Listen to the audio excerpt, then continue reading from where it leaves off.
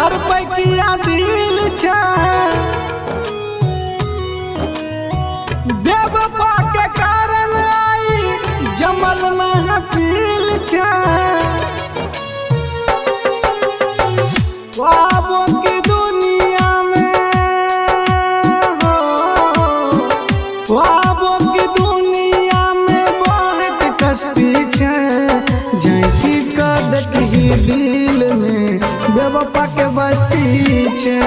Jackie कदक ही दिल में बेवफा के बस्ती छे।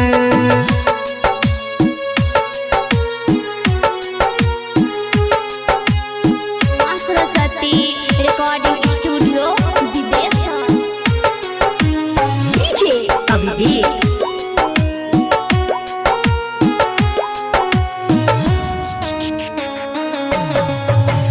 यार कोई न करे छे पैसे पे समारल छे दिल जे लगल कहिए अगिया में जड़ई छे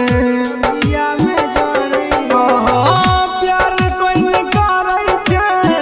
पैसे पे समारल छे दिल जे लगल कहिए अगिया में जड़ई छे दौलत के आगे मोहब्बत भेलाई सस्ती छे जैकी कदक ही दिल में बेवफा के बस्ती छे जैकी कदक ही दिल में बेवफा के बस्ती छे।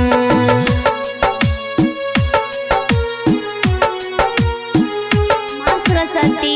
रिकॉर्डिंग स्टूडियो विदेश डीजे अभिजीत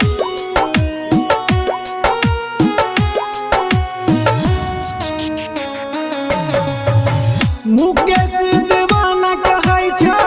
प्यार न करियो रे सुंदर चेहरा देख के पीछा न पड़ियो रे ओ चंदन सवरिया कहै छो प्यार न करियो रे सुंदर चेहरा देख के पीछा न पड़ियो रे राइटर राजू राजा जी लुट गेलै हस्ती में जैकी कदक ही दिल में बेवफा के बस्ती छे जैकी कदक ही दिल में बेवफा के